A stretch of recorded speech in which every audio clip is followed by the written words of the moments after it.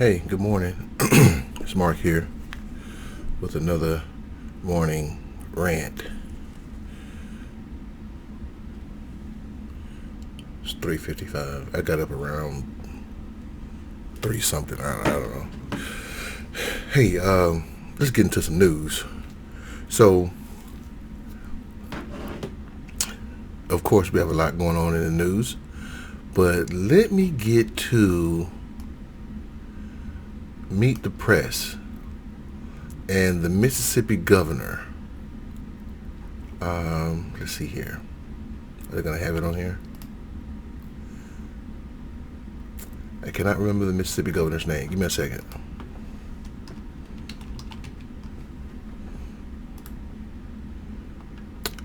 Governor of Mississippi. What is his name?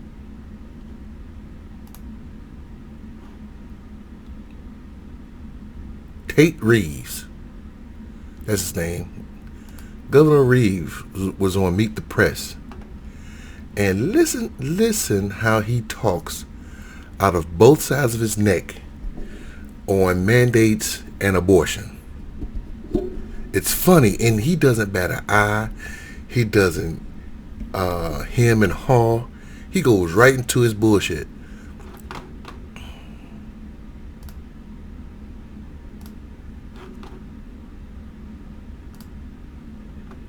In Casey. If Roe is overturned to allow your law to be enacted, do you plan on pursuing even more restrictions, or are you going to stop at 15 weeks? Because there's Okay, let me stop. Let me stop.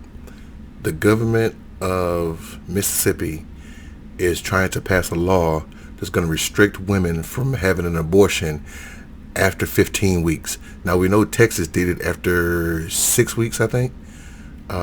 Texas is going a step further and saying we'll give them 15 weeks. Okay. Of course, Texas is going to be challenged in the courts, and not sure what's going to happen with this Mississippi law. But let's give it a shot. Let's go ahead and let's finish this. There's a tighter restriction at one time, a trigger law that was on the books. Do you want to see something like that if Roe is overturned? Well, I certainly would like to do everything we can to protect unborn children, but let's put this in perspective, Chuck. You know, in Europe, there are 42 countries that allow elective abortions.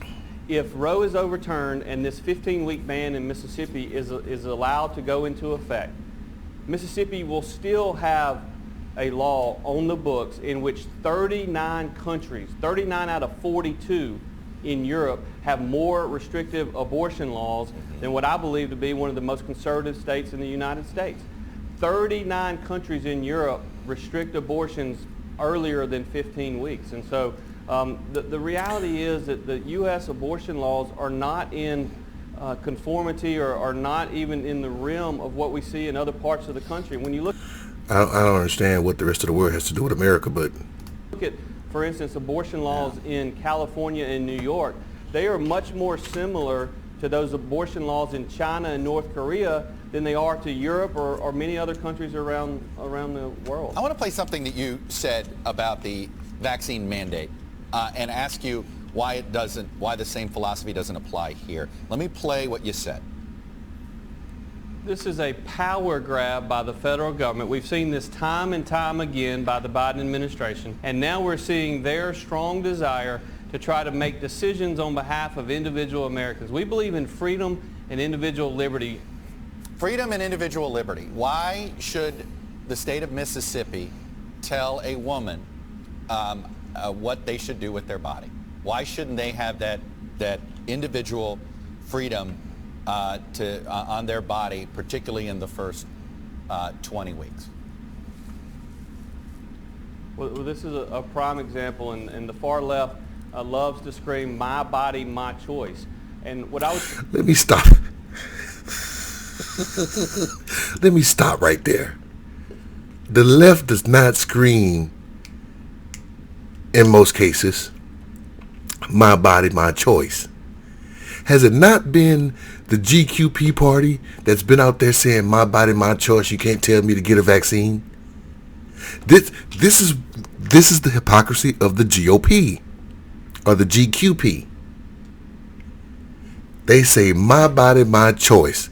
You can't tell me to get the vaccine. But then they go and say, it's not your body, it's not your choice.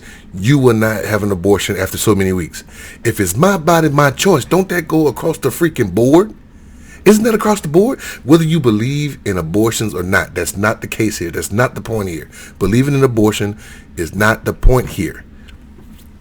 It's individual liberties and freedom. It's my body, my choice. If I don't want to get the vaccine, I don't have to. If I want to have an abortion, I can have as many abortions as my uterus allows me to. It's my body, it's my choice. Right? How many times has, not to be crass, not to be crude, so please don't take this to be rude. It's 4 o'clock in the morning, man. What about when a guy does his business on his own and he releases his seed, but not in a woman? Is he not killing off potential children? What happens when a woman has a natural abortion? Well, natural abortion. She has a miscarriage. Knock on wood, God forbid. Something that happens naturally.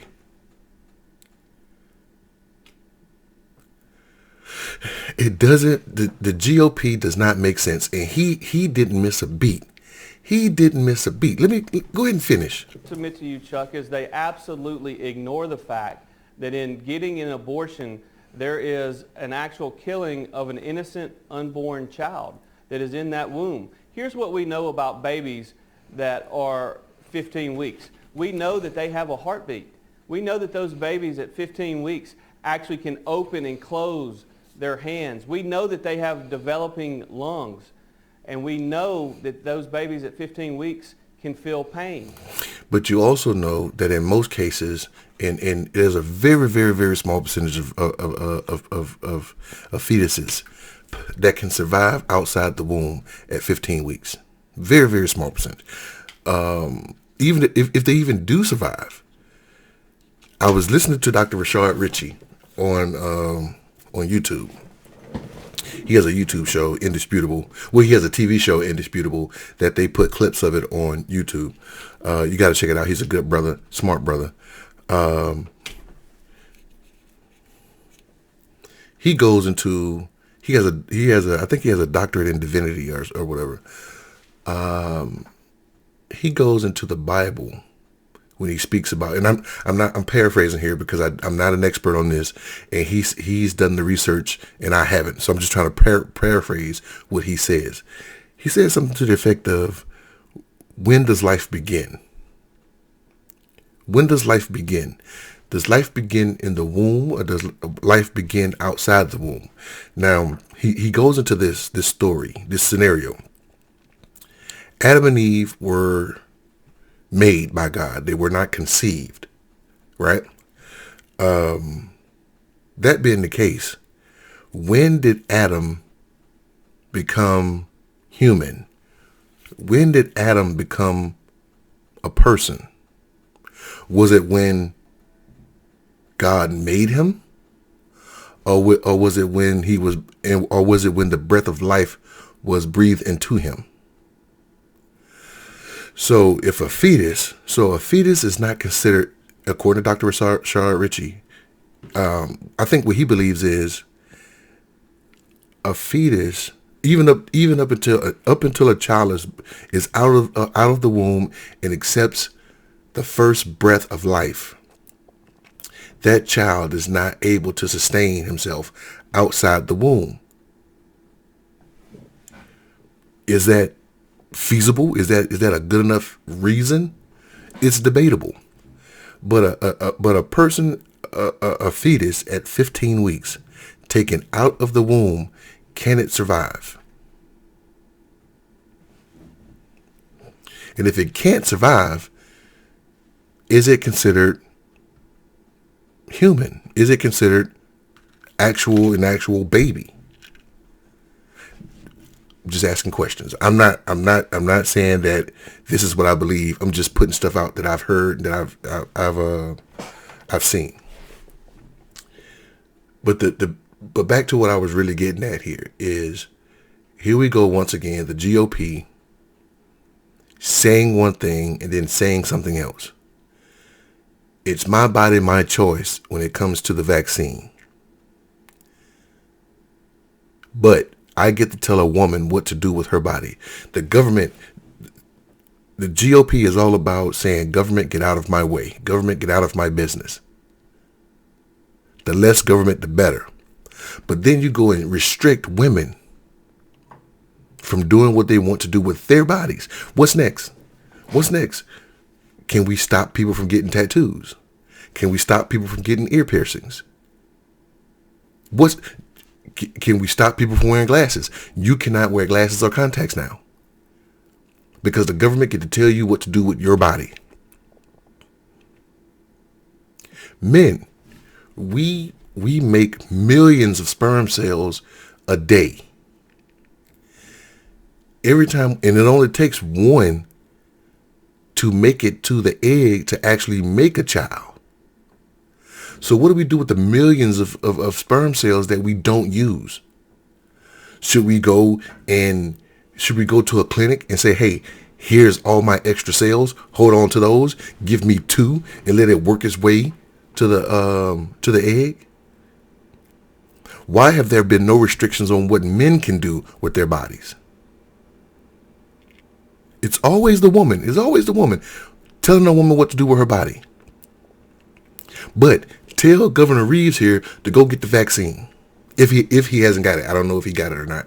But if he doesn't have it, tell him to go get the vaccine. I'm going to mandate you to go get the vaccine. Well, it's my body, my choice. Well, why are you telling women what to do with theirs? And so when you talk, the difference between vaccine mandates and abortions is vaccines allow you to protect yourself. Abortions actually go in and kill other American babies. And let's just put this in perspective. But Governor, vaccines are not about yourself. Governor, hang on a minute. A vaccine is about protecting a larger community. A vaccine is about preventing spread. You could argue a vaccine mandate is a pro-life position. Mm-hmm. You could certainly argue that, Chuck, but even if you listen to Dr. Fauci's interview with you earlier today, he made it very clear that the vaccine may not keep you from getting the virus. It may not keep you. Here we go again. Here we go. Go ahead. You from spreading the virus, but it can keep you from ending up in the hospital. That's what's been proven during this Delta surge that we've seen in America, is that the virus is continuing to being spread even amongst those who are vaccinated. Conversely, when you're talking about the pro-life position of protecting unborn babies, let's put it also in perspective. The fact is that during this very horrible and challenging time since I was sworn into office in January of 2020, Chuck, we've had 800,000 American lives lost because of COVID. And my heart aches for every single one of those that has died because of COVID. Over 10,000 Mississippians. My heart breaks for every single one of them. But since Roe was enacted, 62 million. Get the...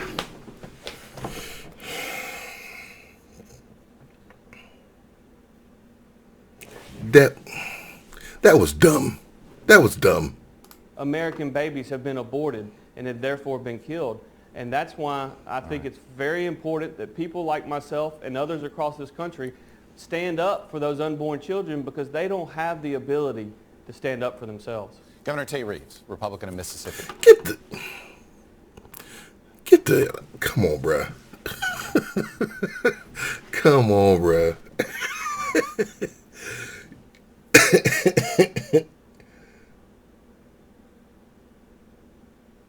Let's play with that argument for a second.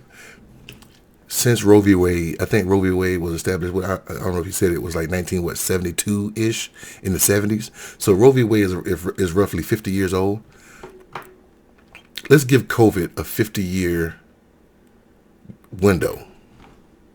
Let's let COVID and all of its mutations, stay around. No more vaccines, no more boosters. Let's give COVID a 50-year booster and see how many people can die from it. That was dumb. Anyway, he's saying he just dispelled. He just tried to dispel the vaccine. It doesn't work for the most part. You can still get COVID. And for the most part, these are two separate arguments. You can't put the vaccine in with abortions. For the most part, I mean, it's apples and oranges for the most part, but we're still talking about fruit. So they're in the same category, if you will, for lack of a better word.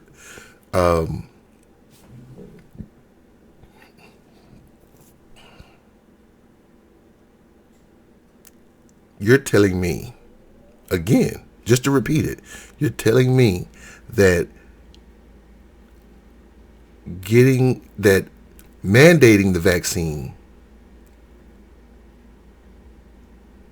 is bad because the data shows you can still get sick. Even though, what would you rather have? Would you rather be sick and in the hospital with the potential of death? Or would you rather, or would you rather be sick with no potential of death? If the vaccine stops you, and look, again, it does not cure. I think he said earlier, I think Dr. Fauci said earlier in this program that the only disease that has been eradicated has been smallpox. So that tells you that even polio may be still be around. But if taking this vaccine prevents you from is a small percentage of you dying, whereas you got 100% of dying if you don't get it, none of this makes any sense to me. And then you get to defend the right to tell women what to do with their bodies. Their bodies. Do you see the hypocrisy? And he doesn't bat an eye. He goes right into it. This is what I believe. I believe you cannot mandate the vaccine, but I believe I can mandate abortions. Mind you, government needs to stay out of my business. Government needs to stay out of business. Government needs to stay out of my personal business, my social business. Government needs to stay out. But when it comes to a woman, I get to tell you what to do. What do you think? It's Monday. Kids are back in school. I had to put that out there. You guys have a great, hope you had a great holiday. I had a pretty good holiday. I had a great holiday. Have a great week. Be safe. And I will see you guys on the next one. All right. It's Mark here. I'm out. Y'all take care.